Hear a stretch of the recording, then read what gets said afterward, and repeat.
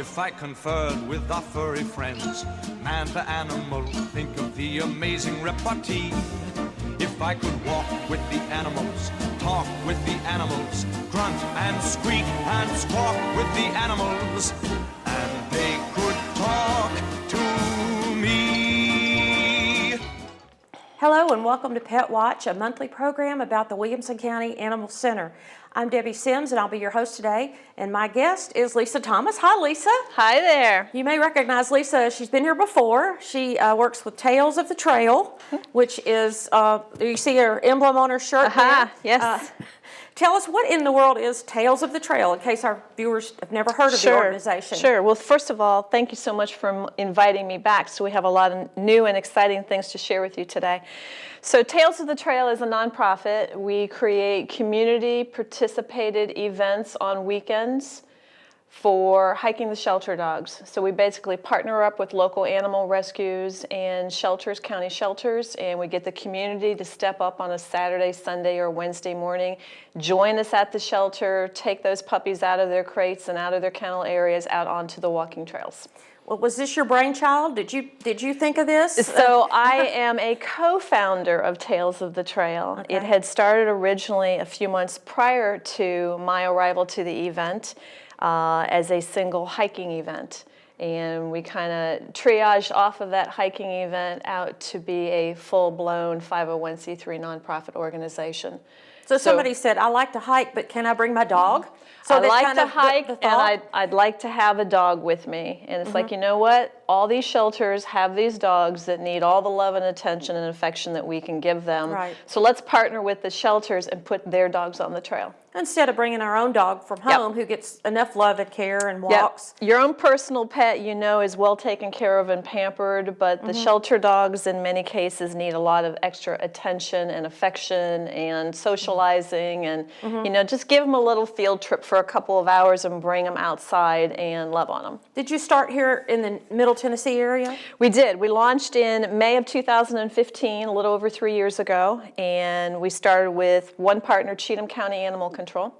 And from there we added on Metro Davidson, Metro County, and we added on Williamson County, and we now run 11 shelter partnerships across Clarksville, Columbia, Greater Nashville, Knoxville, North and South Carolina along the Charlotte area. Wow. Both sides. So how did the program spread outside of the Middle Tennessee area? How did that happen? So in some cases we have team members that were originally participating in the Middle Tennessee events, and they relocated. Okay. And when they got to where they relocated, they wanted to take the program with them and restart it. So we created an affiliate program so that anywhere in the nation, we are fully trademarked to run our events across the entire United States. Wow. And anyone in the nation is welcome to learn about our mission and our goal and our policies and procedures and become a part of our team is in an affiliate mode. Well, at Williamson County, we benefit greatly from what you do. So what if on a typical weekend morning, what would the scenario be like at our shelter? You come in very early before the shelter opens, right? We come in at the crack of day, basically. We want to get the animals out onto the trails when it's a very comfortable temperature for them to walk in. So we are always monitoring the weather conditions. We run our events during summer months right now, high heat, anywhere from 7:30 to 8 a.m. So somewhere in that time frame, we would show up at the shelter. We would organize which dogs are coming out on the walk with us based upon how many attendees we have from the community. And then everyone goes through about a 15-minute volunteer orientation so we can help educate the community volunteer on how to be safe and how to safely handle the dog that they're going to meet, keeping in mind that these dogs don't all have leash skills, right. Yep. So some may be street strays, though some may be owner surrenders, but we simply assume that they don't have leash manners, and we educate our people on how to comfortably hold the dog safely on the event. We do a 2-hour event, and we do up to 2 miles depending on the temperatures outside. And you usually stay at the facility that you're working at that day, or sometimes do you transport the animals? So we can do both depending on what walking path is closest to the shelter. At Williamson, we have the luxury to come right out across the soccer fields and hit the county trail that goes Right. around the rec center. Right. So it's about a 5-mile loop, and we do anywhere up to 2.5 miles of it at any given time.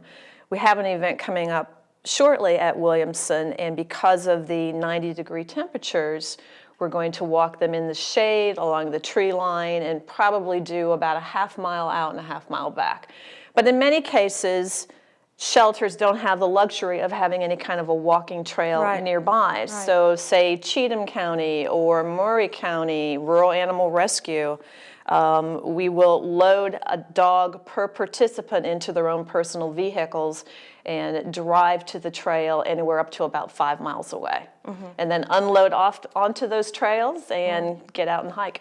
And that, that brings up, we're in the midst of a very hot summer here, and the safety of the animals is foremost. And I know you're very organized and you have a lot of guidelines for your walkers, but in your experience, I've seen people in the heat of the day with their dogs out. Oh, yeah. And just speak to that and what happens to their paws on the pavement, let alone their physical, Their breathing. overheated or heat stroke or whatever. So in the summer months, our guidelines are such that we might be traditionally a 9 a.m. event coming through winter, but when we hit summer high temperatures for a good 3, 4, 5 months or more, our events start at least 7:30 to 8 o'clock at the latest, so we're trying to get cooler weather. Right.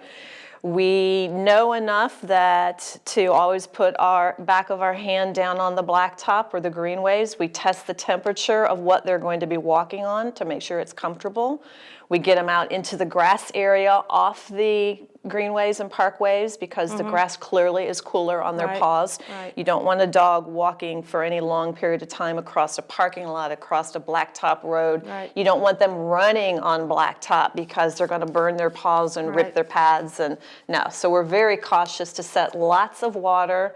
We freeze bottles of water to become ice cubes in essence, and big bottles of water, gallons at a time, throw in heavy bottled ice waters into it to keep the water cold for the trail walk, and definitely shorten the walks. The dogs don't need to be walking anywhere from 1/2 mile to a mile tops Yeah. in the shade, and Yeah. that's all.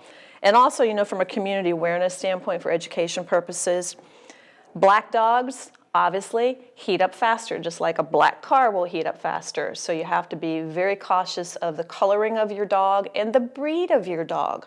So if your dog is a short-nosed, pug-nosed, pit bull, terrier, boxer type mix, but it has that shorter, it doesn't have the long snout.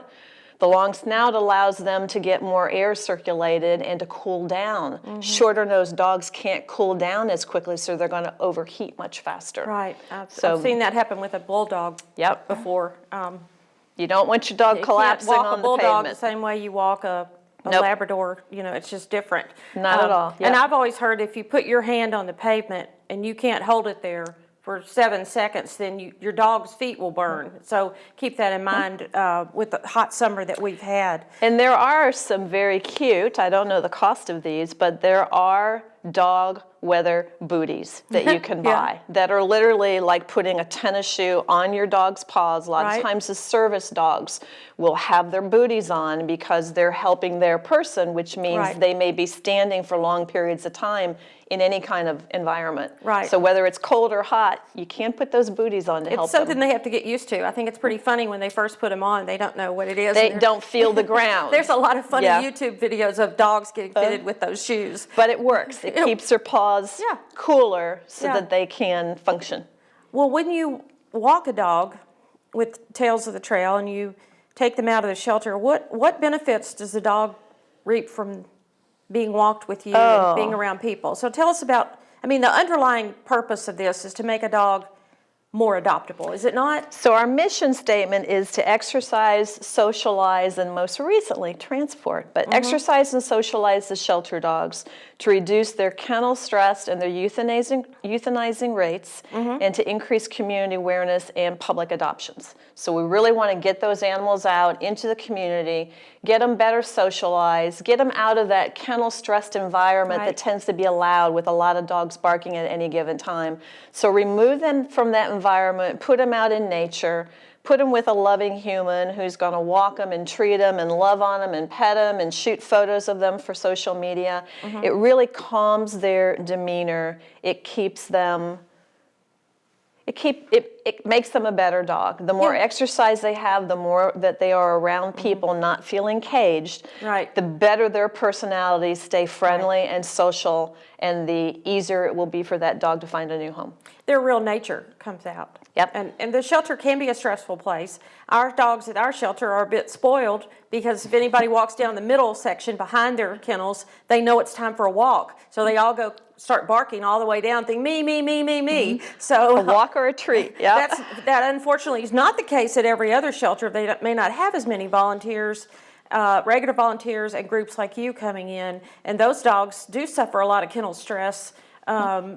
In fact, we're down to the point now where our volunteers know our dogs so well that we move them from kennel to kennel sometimes to try to get them away from another dog that's stressing them or vice versa. So we do understand kennel stress, and we're fortunate that our dogs get out 3 and 4 times a day at our shelter. Which is definitely a luxury in the county shelter world. Right. It's not unusual that the county shelters are at capacity with space for animals, and that tends to have every kennel full and every dog voicing. Yeah. Yeah. And sometimes So- in the smaller counties, they are kept in larger fenced areas and not even some individual kennels sometimes. Yeah. What's great is a lot of the shelters are educating themselves on group play and being able to bring those dogs out and not only socializing with a walker, such as our program or the shelter's volunteer program, but having the savvy and dog skills to be able to put multiple dogs into a large fenced area and let the dogs socialize together. And Williamson is an example of a shelter that does that greatly, as does Metro. Great shelters for interacting the dogs with themselves, play, make buddies, have friends, and that seriously helps de-stress the dog. Sure. And a de-stressed dog makes a better family pet. We'll make a wonderful family pet when the time is right for adoption. Now, in this area, you said you're working not only with our shelter at Williamson County, but you're working with the rural RARE. Tell me what that is. So we have 11 shelter partners in our program currently, and our goal is to try to run one community event at each shelter partner every month as best we can.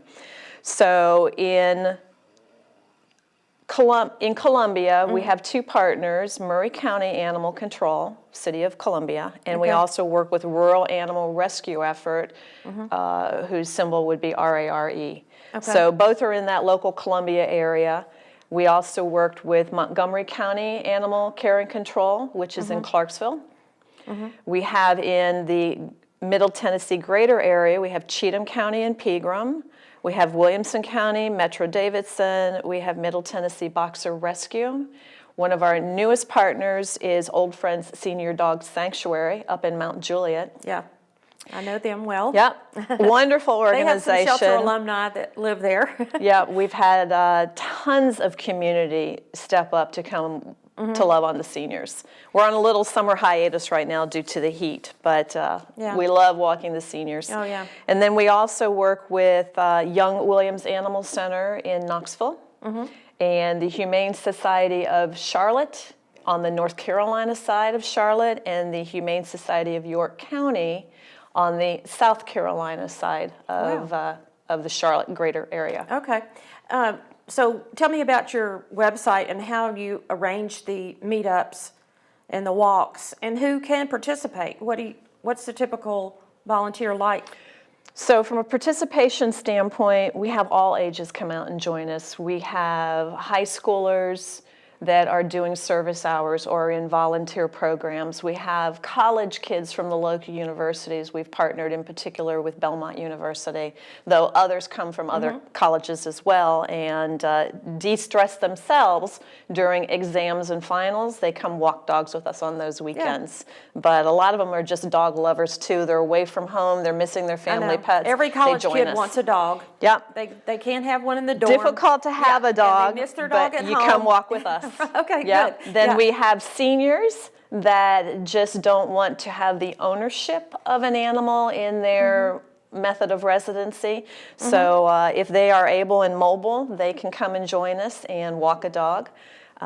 We have all ages. We have families. I've had babies in strollers and babies on backpacks coming out for the events, participating with their parents.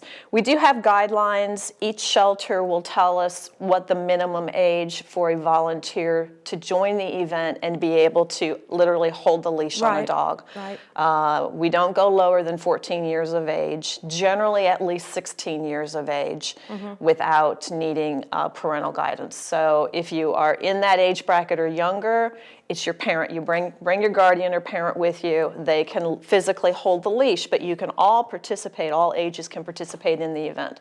So everybody can come and meet the dogs and play with the puppies and have fun. Great. I didn't really realize it was for families, so that's good. Oh yeah, good to know. We have a lot of families that will come out, and we want a dog, but we want to see a lot of dogs to figure out the dog that's right for us. If you're looking for a dog, come to our events. Yeah, that's just another way to make a clear decision, an informed decision about a pet. I was working with a family at the shelter, and we had a dog they were interested in, and they said, well, we have a cat at home. I said, well, let's get your dog and go around the outside of where the cats are on the outside area on the catio, and let's see if the dog reacts.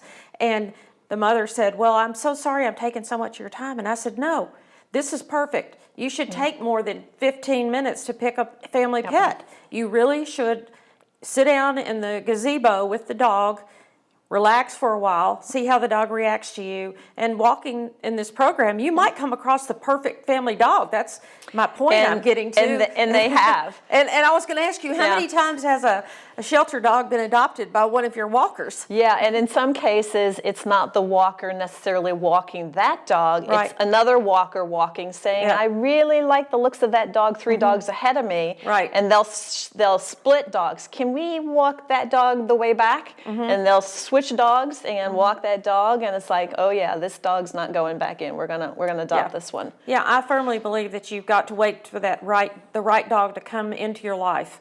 And I see people every day that come in and go, I want a dog. And I immediately start asking a lot of questions because of what are you looking for in a dog?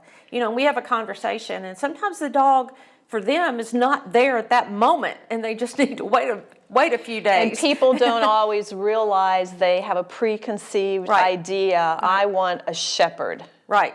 And then when we ask the questions, who are the members of the family? How young are they? How old are they? What other animals? Do you have the dog skills or are willing to get the training to handle a 50, 60-pound dog? Or we want a small dog. How active are you? How much running on the trail do you do for that small dog to be able to keep pace with you? Helping a potential adopter understand what's truly the right fit for them.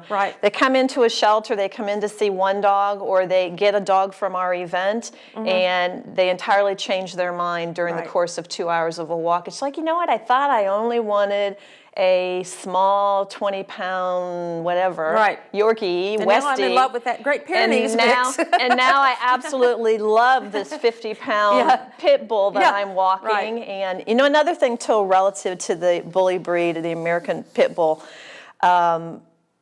we have a lot of people that still have that stigma that we need to keep our distance from that breed of dog. And that breed of dog has mixed with so many breeds of dogs and predominantly fill the shelters.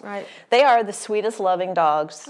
Whether they're male, female, black or white, brindled, they are beautiful, sweet loving dogs. And so we will have first-time introductions to that varietal of dog come to our events. They're like, well, it's a pit bull mix. I don't think I want to walk that dog. And I'm like, you're missing out. That makes me smile because you're missing out. You can say, in 2 hours, you're going to change your mind. You're going to love this dog. Yeah. And you're going to wish you had walked this dog when you see the love that dog will give you along the trail. That's great. So we've had a lot of adoptions from our events. A lot have been mixes of the bull terrier breed. So yeah, changing people's minds about the notions, preconceived notions, it's difficult, but it's magical when it happens, and they just have to let go and believe that every dog is a great dog, and every dog has great potential. Now, Wonderful dogs. You mentioned transporting, and your program started with these local meetups, and you publish on your website, we're going to meet at this location. Would you like to participate? So we use the tool meetup.com. Meetup.com. Yeah, so okay. we have 3 groups for Tales of the Trail that we run ongoing on meetup.com. We have a Carolinas group, obviously, for the North and South Carolina team. We have a Knoxville meetup group, and then we have the Middle Tennessee meetup group. So if you are a community participant, wanted to come out and join us, become a member of Tales of the Trail on meetup.com.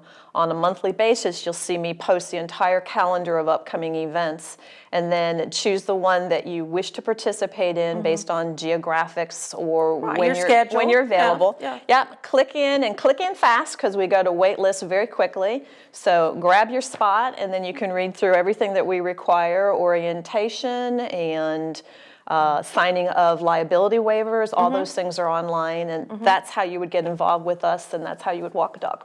Now, the newest part of your program is transporting. Yes. Now, how did that start to happen? And Yes. What is transporting? People may not understand, but there are actually areas of the country that need animals for adoption.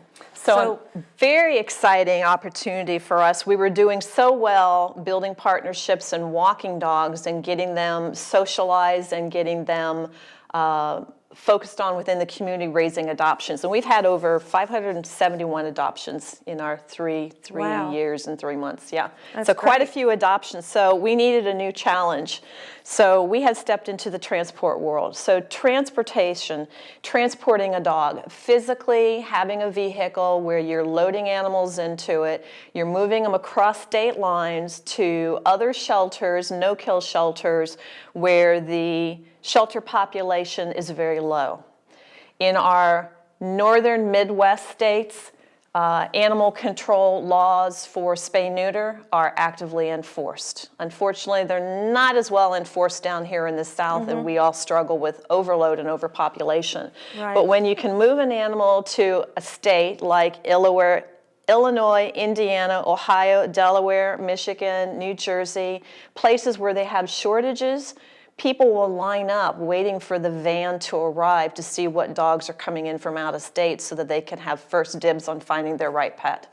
So we have found that when we move an animal that might be hitting the top of the list, getting close to hitting the list for euthanizing, or has just been too long at a shelter. It's just been too long, and we need for its health purposes to get it out into a different environment, then we can load them into our transport called Freedom Ride, our program, and we will drive them into partnerships at these other locations, other states, and they will then adopt them into families in generally under 14 days.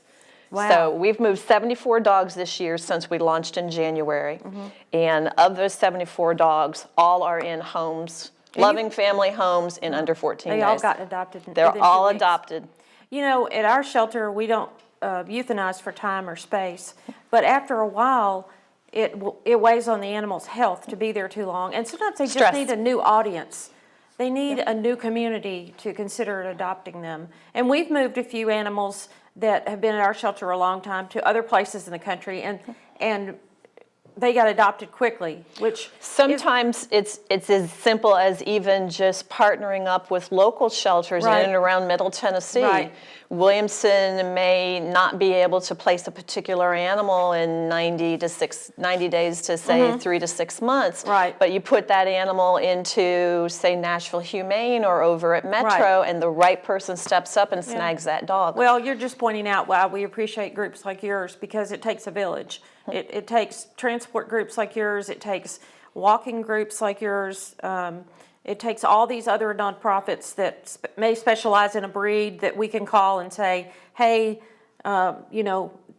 Jack Russell Rescue, we've got a Jack Russell. They understand those dogs. They know how to place them. They know how to handle them. And sometimes they just say, great, we'll come get it. Because they have a deep, deep love for that breed. And there's all kinds of... Boxer Rescue, Middle Tennessee Boxer Rescue does a great job of going out into all of Tennessee and pulling these animals that are at county shelters, but they're predominantly a boxer mix, and bringing them into getting their volunteers to transport those dogs into Middle Tennessee, to Brentwood, to their shelter. And then, of course, anyone who's looking for that breed-specific dog, they're first going to go to the breed-specific rescue. So they're able to put those dogs in fosters and get them into homes, and they just do a great job for the boxer breed. Yeah, and many of these rescue groups don't have a storefront.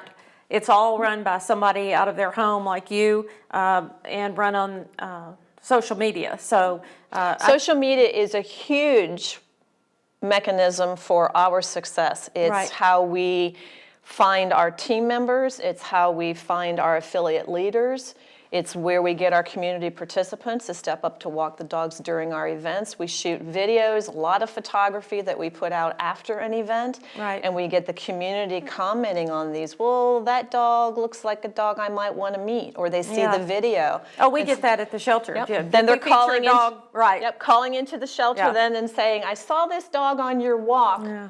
You know, is that dog still available? And I want to bring my dog in and do a meet and greet. Wow. I think I fell in love Yeah. with that dog. Yeah. Well, we appreciate it when you feature any of our We animals. love it when we get the story back after the fact that says, I shared my photo of the dog I Yeah. walked with a family member. Yeah. And by the way, they went in the next day and adopted the dog. That's great. So we love those stories. Well, I want to let our viewers know that your group's going to be out at the American Cancer Society's Tails and Trails event at Harlansdale Park on August 4th. So if you want to see some shelter dogs or meet the people from Tales of the Trail, sign up now to do that walk. I believe it's tailsandtrails.com, or look up American Cancer Society Middle Tennessee if you'd like to participate in that. On Wednesday, August 15th, we'll be taking dogs to Bark in the Park at the Nashville Sounds game. And then on August 25th and 6th, we'll have the Mars Pet Care Clear the Shelter weekend, in which Mars will be sponsoring all the adoption fees for the animals at Williamson County Animal Center. And then that same Saturday, August 25th, we'll have our monthly rabies and microchip clinic at the shelter. And keep your ears open, because we may have our first pool event for dogs coming up in September. I'll have more about that next month. Lisa, I want to Wonderful. thank you Yes, for thank being you. here today, and tell me the website to where people would start to get information on your organization. So you can learn about us through our new website that we've just launched, www.talesofthetrail.org. You can also go to meetup.com, search for Tales of the Trail as our group name, and that is where you will see all of our event announcements to hike with us. Okay, thank you so much for being with us today. Thank you, Debbie. I hope you all will join us next month, and I hope today Lisa has inspired you to come out and walk a dog with Tales of the Trail. If I conferred with our furry friends, man to animal, think of the amazing repartee. If I could walk with the animals, talk with the animals, grunt and squeak and squawk with the animals, and they could talk to me.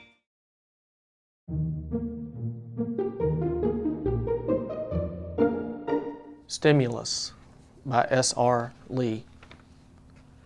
Wherefore? Moonlight, coffee, wind, chocolate, dawn, tea, rainbows, sugar, at fingertips or by rare chance, cold water, fragrance of baking, sunlight patterning through leaves. But then, why? Lethargic body, mind, heart waking, drugged with weariness or its opposite, oversleeping.